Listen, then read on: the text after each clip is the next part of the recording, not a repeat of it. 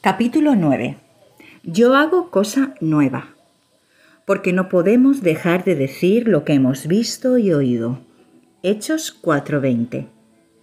Id y puestos en pie en el templo, anunciad al pueblo todas las palabras de esta vida. Hechos 5:9. Por lo cual, oh rey Agripa, no fui desobediente a la visión celestial. Hechos 26:19. Y él contestó: He aquí yo hago pacto delante de todo tu pueblo. Haré maravillas que no han sido hechas en toda la tierra ni en nación alguna, y verá todo el pueblo en medio del cual estás tú la obra de Jehová, porque será cosa tremenda la que yo haré contigo. Éxodo 34:10. He aquí que yo hago cosa nueva, pronto saldrá a luz. ¿No la conoceréis? Otra vez abriré camino en el desierto y ríos en la soledad. Isaías 43:19. Estas son algunas de las palabras que el Señor nos dio hace 37 años, cuando se empezó la obra en Madrás, en el sur de la India. Fueron en particular los pasajes siguientes: No fui desobediente a la visión celestial, y he aquí yo hago cosa nueva. Ayer tarde les hablé de cómo el Señor nos capacitó para dirigir campañas de despertar en muchos lugares de la India, de 1936 a 1940. Durante esos 5 años tuvimos el privilegio de ver que Dios actuaba con poder en ciudades y pueblos y entre todas las clases sociales. Fue un gozo muy grande ver multitudes de almas nacer de nuevo. En esos días, Dios realizaba milagros en medio de esas personas. Sin embargo, al volver a visitarlas poco tiempo después, nos dimos cuenta de que muchas de ellas habían retrocedido y vuelto al mundo. Entonces se originó en nosotros una carga especial de oración por conocer la voluntad y el pensamiento de Dios sobre la manera de evitar esta situación en el futuro. Las palabras «He aquí yo hago cosa nueva» vinieron con insistencia en aquel tiempo a nuestro espíritu. Teníamos la profunda impresión de que el Señor iba a hacer una cosa nueva para restaurar su testimonio en la India. Con esta carga en nuestros corazones, el Señor nos guió a organizar noches enteras de oración en muchos sitios. La carga era tan grande que, en cierto lugar, tuvimos 19 noches seguidas de oración, en las que no nos parábamos ni para beber una taza de té o de café. Comenzamos orando por diferentes partes de la India. Nos dividimos en varios grupos y cada grupo oraba por una región precisa de la India. Enseguida nos repartimos el mundo entero entre todos los grupos. Una hora por América, otra por África, otra por Asia y así sucesivamente, de modo que el mundo entero fue traído ante el Señor. Pedíamos a Dios que hiciese una cosa nueva en todas las partes del mundo. Esta carga de oración hizo que tuviésemos hambre y sed de conocer la voluntad de Dios en su palabra, pues no sabíamos cómo ni dónde empezar. Con esta carga muchos de nosotros nos reuníamos para orar todo un día o toda una noche. Hermanos y hermanas, hemos de ser perseverantes, pues es a ese precio que Dios puede verdaderamente obrar. Estuvimos ocupados en la oración durante horas y horas, pero Dios no contestaba. Una noche le dije: Señor, te prometo que pagaré el precio. Te daré todo lo que me pidas, haré todo lo que me mandes. Iré a donde me envíes y me quedaré aquí si es eso lo que tú deseas. No tengo ninguna preferencia, ningún deseo particular por algún lugar. Solo deseo hallarme en tu perfecta voluntad. Estaré contento si quieres servirte de mí en favor de una sola alma. También lo estaré si quieres que me quede aquí sin hacer nada. No quiero más que una cosa: estar en tu perfecto plan y en tu perfecta voluntad. No tengo preferencia ni plan personal. Señor, pagaré el precio. Aquella misma noche, después de decirle esas cosas, el Señor me habló, me dio una palabra. He aquí yo hago pacto delante de todo tu pueblo. Haré maravillas que no han sido hechas en toda la tierra ni en nación alguna. Y acto seguido esta otra: No fui desobediente a la visión celestial. Esa noche el Señor me habló con mucha insistencia por medio de estos versículos. Desde ese momento tuvimos el convencimiento de que Dios iba a hacer una cosa nueva de un modo nuevo. Entonces nos pusimos a orar diciendo: Oh Señor, no queremos una iglesia india, americana, inglesa u otra, sino tu iglesia viva. No queremos lanzarnos de una manera inconsiderada, queremos obedecer paso a paso. El Señor nos dio entonces esta palabra. Y Pablo permaneció 2 años enteros en una casa alquilada y recibía a todos los que a él venían predicando el reino de Dios y enseñando acerca del Señor Jesucristo abiertamente y sin impedimento. Hechos 28, 30, 31. Comprendimos que el Señor quería que alquiláramos una casa para empezar allí la obra y pedí a 2 colaboradores en Madrás que nos buscasen una casita en alguna parte de la ciudad. Encontraron una y pocos días después, confiando enteramente en Dios para todas nuestras necesidades, nos reunimos en ella 12 hermanos. Teníamos la misma visión y la misma carga. Cuando nos instalamos en ese lugar, dijimos a los creyentes: esta es una casa de oración para todos los pueblos. Dios mismo nos había dado esta palabra. Yo los llevaré a mi santo monte y los recrearé en mi casa de oración. Sus holocaustos y sus sacrificios serán aceptos sobre mi altar, porque mi casa será llamada casa de oración para todos los pueblos. Isaías 56, 7. Les dijimos también: no tenemos ningún plan, nuestra única intención es orar por ustedes y ayudarles mediante la oración. No tenemos estatuto ni lista de miembros. Hemos prometido a Dios obedecerle por completo conforme a la Escritura. Rechazamos todas las tradiciones o costumbres humanas, sean hindúes u otras. Estamos decididos a obedecer a Dios y cumplir su voluntad en todos los detalles según Él nos capacite. Queremos comenzar obra nueva e ir progresando conforme el Señor nos vaya ayudando. Esta casa estará abierta para ustedes día y noche, por lo tanto pueden venir y entrar a cualquier hora del día y de la noche. Siempre encontrarán a alguien para orar por ustedes y hablarles, pero por favor traigan su Biblia. La gente empezó a venir. Venían durante el día y a veces hasta la medianoche. Les decíamos: ninguna carga les imponemos, no tenemos sobre ustedes derecho alguno. Ustedes son los miembros del cuerpo de Cristo. A ustedes les toca decidir si van a asistir a todas las reuniones o a algunas. Además, ningún medio o método humano emplearemos para atraerles a nuestras reuniones, pero si vienen, háganlo con un corazón dispuesto a obedecer la voluntad de Dios y nosotros les enseñaremos los caminos de Dios. La gente venía de todas partes del país con lágrimas y con corazones hambrientos. La casa llegó a ser demasiado pequeña. Decidimos tener de nuevo una noche de oración para saber cuál era la voluntad de Dios en los días venideros. 25 de nosotros subimos a una colina y pasamos toda la noche orando. Ignorábamos que había allí un sepulcro musulmán muy antiguo, lleno de 100 pies y de escorpiones. Quizá en Francia no conozcan ustedes los escorpiones, pero en la India hay legiones de ellos. Su picadura es sumamente desagradable y dolorosa. Nos pusimos a orar, alumbrados con nuestras lámparas de petróleo, pero la luz atrajo a los escorpiones y a los 100 pies que estaban escondidos en el sepulcro. Cuando se acercaban, los oíamos por el ruido que hacían con sus patas en el suelo. Los matamos a centenares durante toda la noche. Cada vez que nos poníamos de rodillas, acudían por todas partes. A la mañana siguiente, cuando el sol se levantó, el Señor nos habló: cuando la obra nueva comience, os van a atacar lo mismo que los escorpiones y los 100 pies. Pero no tengáis temor, no os podrán dañar. En efecto, a pesar de los centenares de escorpiones y 100 pies que matamos aquella noche, todos escapamos por milagro de sus picaduras. Así, ya sabíamos que si queríamos realmente obedecer toda la palabra de Dios, seríamos atacados por los señores escorpiones y los señores 100 pies, es decir, por pastores y predicadores de esa clase.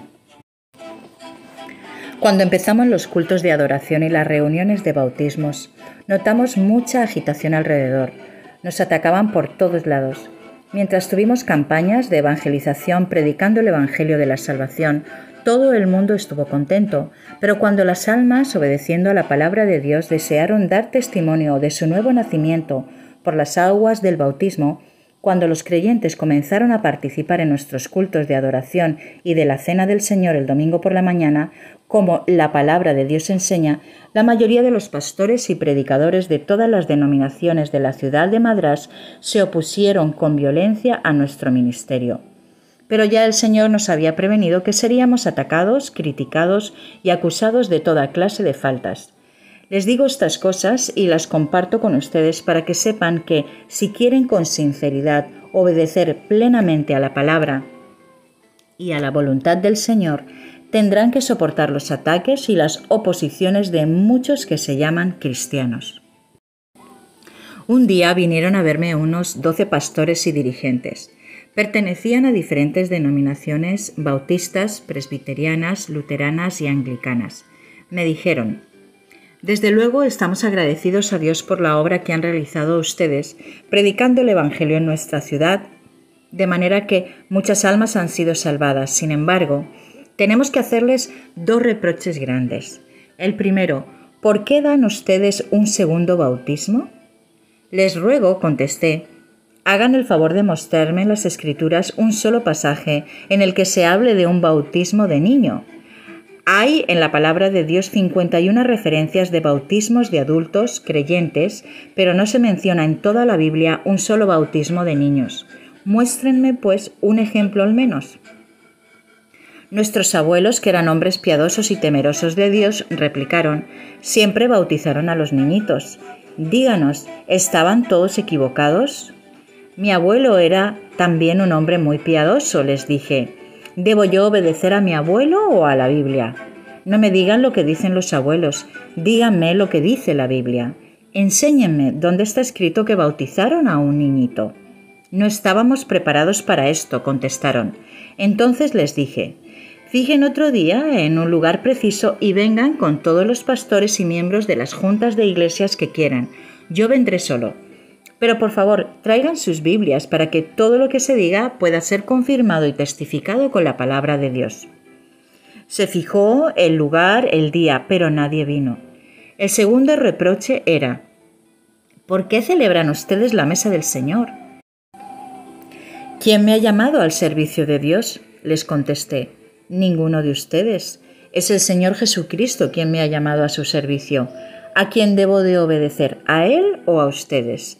Él me ha llamado. Él es mi dueño y Señor, y es a Él que quiero obedecer. Muéstreme en la Biblia si hago algo en contra de la palabra de Dios». No hubo respuesta. Enseguida me dijeron: «¿Por qué tienen sus reuniones, el culto del domingo por la mañana, a las mismas horas que nosotros?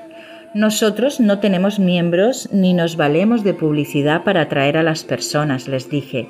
«Esta es la casa de Dios, abierta para todos. ¿Cómo puedo yo decir a la gente que no venga? Es casa de Dios abierta para todos los pueblos. No les podemos negar la entrada. No los atraemos ni los arrastramos hasta aquí. Vienen por sí mismos. No queremos su dinero, pero a pesar de que nuestras reuniones duran de 6 a 7 horas, vienen porque quieren oír la palabra de Dios». Cuanto más aumentaba la oposición, tanto más nos bendecía el Señor. Si obedecen a Dios, Él hará que todo redunde en favor de ustedes. En aquel tiempo tuvimos que sufrir oposición y persecución de pastores, misioneros y dirigentes cristianos de toda la ciudad. Damos gracias a Dios por habernos protegido como Él sabe hacerlo. Nunca permitió que una sola arma triunfara sobre nosotros. Además, no tomamos en cuenta las acusaciones, la oposición y todo lo que hacían en contra de nosotros. Si Dios les habla, obedézcanle sin temor a nada, pero estén preparados para aguantar esa oposición, esas críticas y esos perjuicios. El Señor les recompensará con abundancia. Un día, después de haber tenido una campaña de evangelización, nos paramos en una ciudad donde vivía una familia cristiana.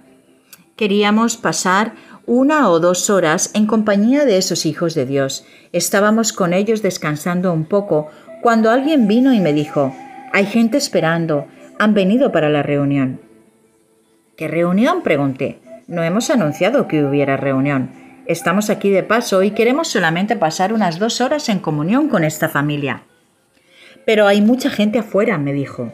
Salí y habían unas 500 personas que esperaban con sus Biblias. ¿Quién les dijo que estábamos aquí?, les pregunté. Nosotros no hemos anunciado ninguna reunión. Nuestro pastor nos ha dicho, sin ha venido, sobre todo, no vayan, contestaron. Pero la gente seguía viniendo y pronto se reunieron allí unas 2000 personas. Hoy en esa misma región tenemos más de 12 asambleas. De ese modo el Señor nos empujaba para enviarnos aquí y allá. No tenemos ningún plan. Nos dejamos gobernar sencillamente por Él. No empleamos ningún método ni recursos humanos para atraer a la gente. No obstante, el Señor ha hecho una gran obra. Nuestra primera santa convocación duró 19 días porque nos habíamos dado cuenta de que muchos creyentes no gozaban de comunión fraternal. A causa del trabajo estaban dispersados, vivían aislados en lugares muy retirados. Por eso muchos de ellos no podían reunirse en comunión fraternal ni siquiera con 2 o 3 personas. Por tanto, preparamos nuestra primera santa convocación para esos cristianos en 1941. Decidimos no fijar ningún precio de participación. Los recibíamos a todos sin distinción, fuesen ricos o pobres. El Señor sabe cómo cubrir nuestras necesidades. Durante los 42 años pasados no hemos mencionado nunca la palabra dinero en nuestras reuniones, ni entre nosotros ni entre las demás personas. El Señor satisface toda necesidad con abundancia. En la ciudad de Hyderabad, en ciertas santas convocaciones participan hasta 10.000 personas.